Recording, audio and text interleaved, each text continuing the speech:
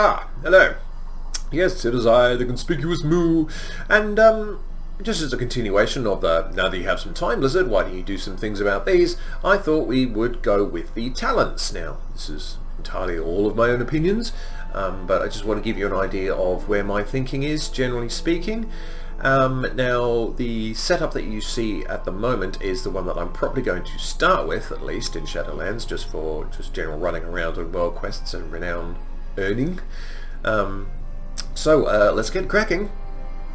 Now, we'll start with row 15. Now, the two viable options here are either Tiger and Chi Burst, and the one that fantastically isn't is Chi Wave. We'll start with either Tiger. Using Tiger Palm to apply it will give a nature and a healing dot over 8 seconds, so it's a passive, it's very easy to maintain. It's probably something I would recommend for raids or just running around as questing. It's fire and forget, but you know, it doesn't do a completely insignificant amount of healing to you, so yeah, it's okay. Chi Burst, on the other hand, is the cast time is affected by haste, but you shouldn't ever stack haste. And I use this more in dungeon situations. The danger with it, of course, is that you will inadvertently pull additional mobs, and yes, I've done that many times. But you know, once again, either Tiger and Chi Burst actually got a buff coming into Shadowlands, so I think it was just the healing components got a little better. So you know, you can still avoid as well, you can still dodge. So yeah, that's another viable option there. Chi Wave is not. Chi Wave is terrible. It's not really just the low damage, it's an additional button on your bar which you don't need with all of these additional buttons coming back, all these abilities. But its main problem is it'll break CC. You know, imagine a situation where you've got a tough pull, your rogue has just sapped someone over here, your mage has just sheathed someone over here, you press Chi Wave and then just the first bounce, it's 1 CC target and then it bounces and before you know it, it's a wipe. That's why I don't like Chi Wave, there's no control over it. Into level 25, Celerity, reducing the cooldown of roll by 5 seconds and increasing its maximum number of charges by 1. Nice, safe, dull, efficient. I don't think I'd ever take it, just because it's nice, safe, dull, and efficient. But, you know, if you want a third roll, for whatever reason, if you need that little bit of increased mobility on a shorter cooldown, take it. There's nothing actually wrong with the talent, it's just not that interesting. Chi Torpedo is my selfish pick on this talent row. It's an awful lot of fun as a gnome just to pootle around. I mean, you're already difficult to find for your healer, now you've just torpedoed off into the distance, doesn't annoy them at all. I've always loved it. I've loved it even more when I had damage and healing on it, but I'm definitely a Chi Torpedo kind of person. If you do want to bring a little bit more utility to it though, Tiger's Lust is an option. You know, you'll increase the movement speed of a friendly target or yourself, this is castable on yourself, by 70% for 6 seconds, and it does remove all roots and snares.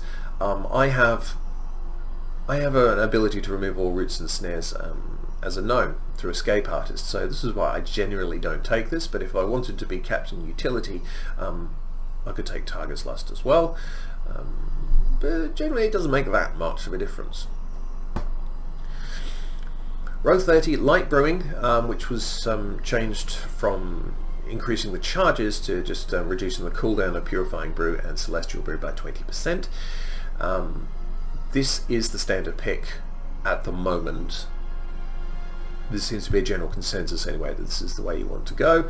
And the reason is that it's very simple at what it does, it's very effective, and it's just passively built in. So more Purifying Brews, more Celestial Brews, and more Purified Chi stacks, sorry. So yeah, it's a bit of a no-brainer there. The other option, if you wish to take it, is Black Ox Brew on this row. Now, it is reducible, as it's a brew, it's reducible by the usage of Keg Smash and Tiger Palm.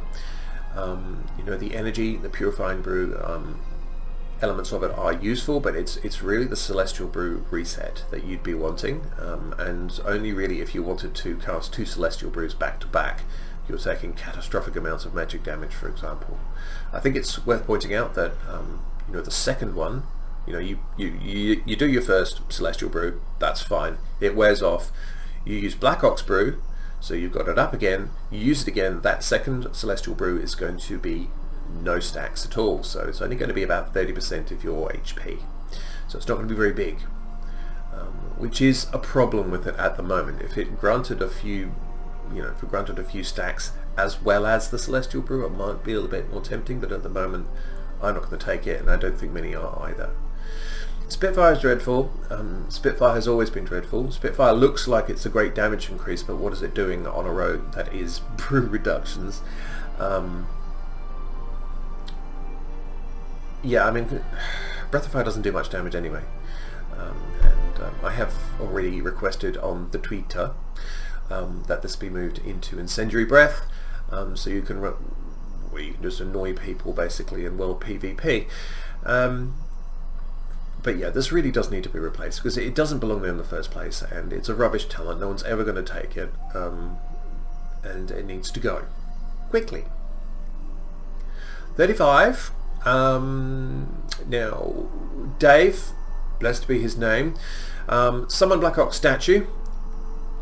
This is really, really useful for threat, and one of the main reasons, you just plonk him down and he'll start pulling pretty much everything around you into his general area. Now, his problem is that he has quite a range, and I've never quite worked out. I mean, it says 20 yards. I don't believe that.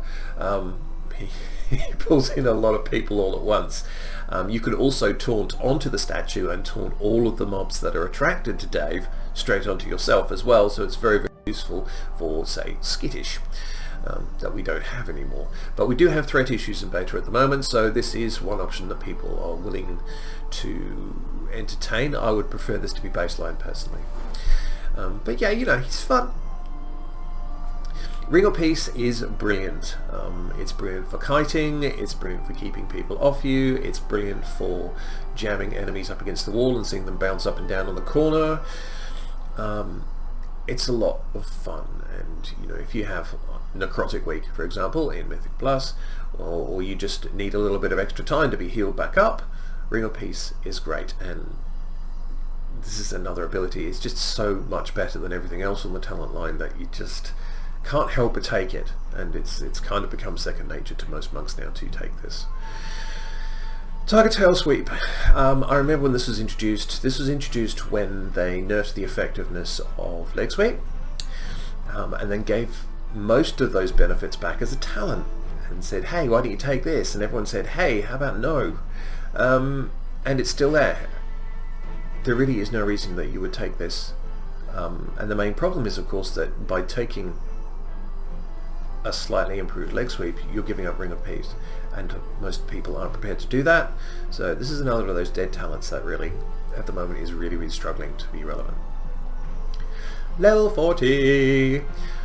Bob and Weave. Now, Bob and Weave has been a very strong staple of the Monk Talent Toolkit for some time. It's based off the Legion Legendary Ring, which gave us an additional 3 seconds onto our stagger. So it basically just makes the stagger longer, so the stagger dots in between are going to be smaller damage. So very, very useful for taking physical damage. Unfortunately, the way that Shadowlands has been designed, one of the major design changes for Brewmasters is the increased amount of use of Purifying Brew, and with that, this talent becomes increasingly irrelevant the more Purifying Brews you're doing, because you're not actually saving that much in terms of stagger damage anymore. So that's a pity, because at the moment it doesn't look particularly useful. Healing Elixir was a meme last expansion, and again when really took it outside for questing, but now you've actually got a decent reason to be taking this, particularly because as normal our self-healing is below par, and this is another option to get you up if you're in a bit of trouble, and it's certainly one I'm going to be taking for questing, because I'll be at low gear levels and I'll be pulling like I've still got corruptions and essences and everything, and I'll probably end up in some rather interesting situations, and Healing Elixir could actually bail me out of those. So yeah, worth taking for questing. If you're taking excessive magic damage and you don't have Celestial Brew up, this is, it's 15% of your health and 2 charges, so it could get you out of a few pinches. So respect to Healing Elixir. Dab and Harm, of course, is the other option, and this is your 3rd cooldown should you wish to take it. I would still find this very, very useful for definitely difficult Mythic Plus keys and for raids as well.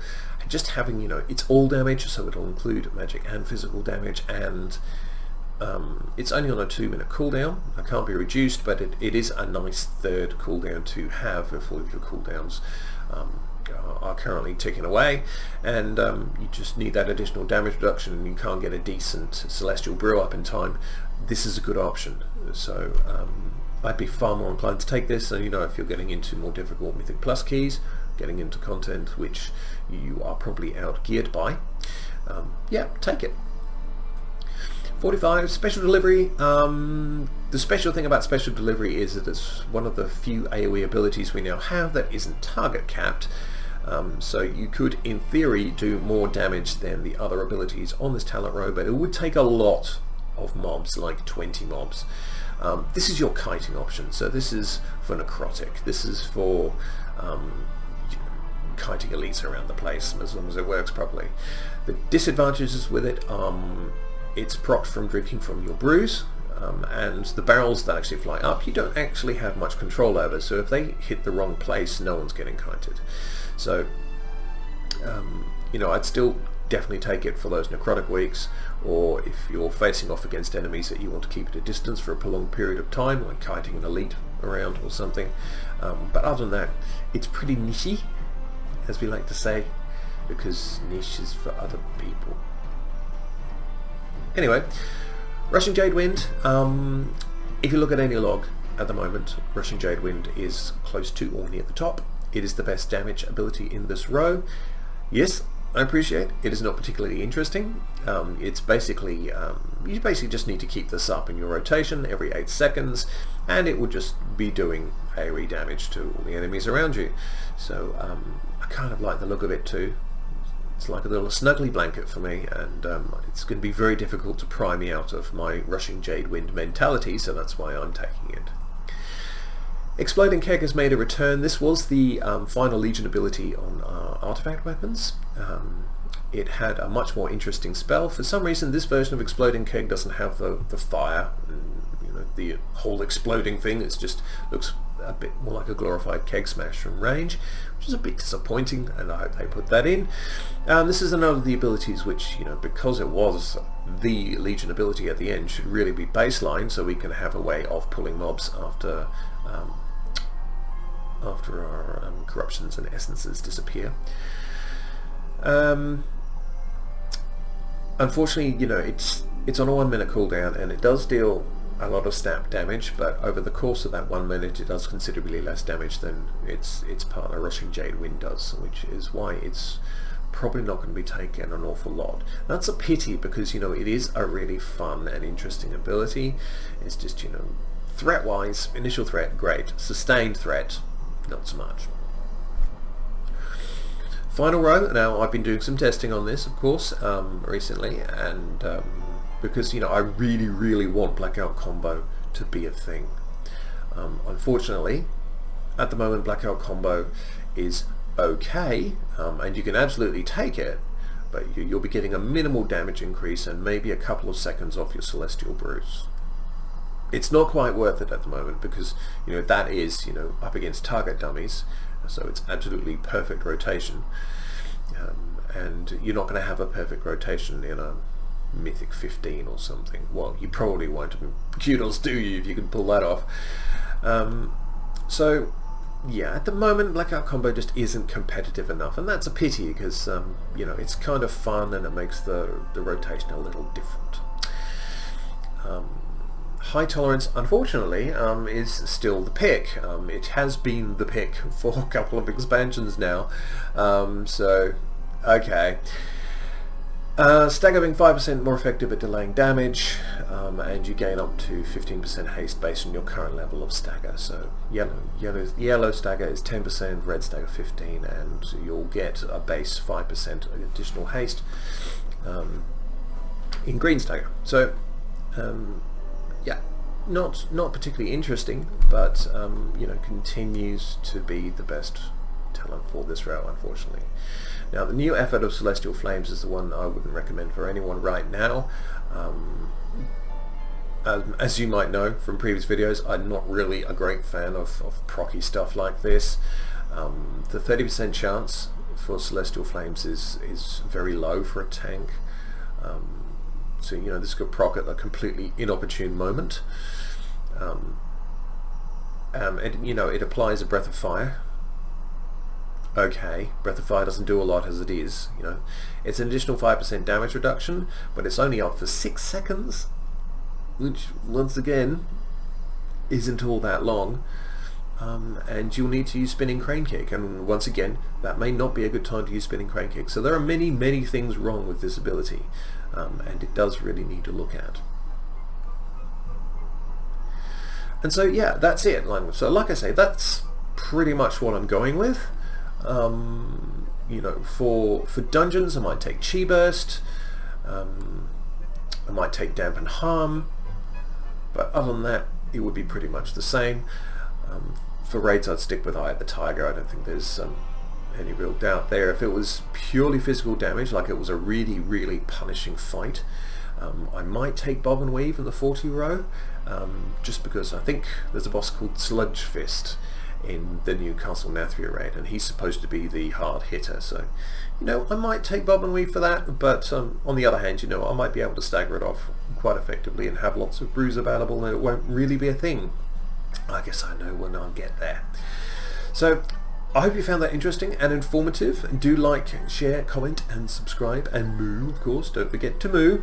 And I will see you probably in a day or so, because we've got another beta patch coming. It's the last one before the great pre-patch drops, and we all get to play around with our new abilities and do a couple of quests. So that'll be nice. Anyway, I am the Conspicuous Moo, and a very good morning to you.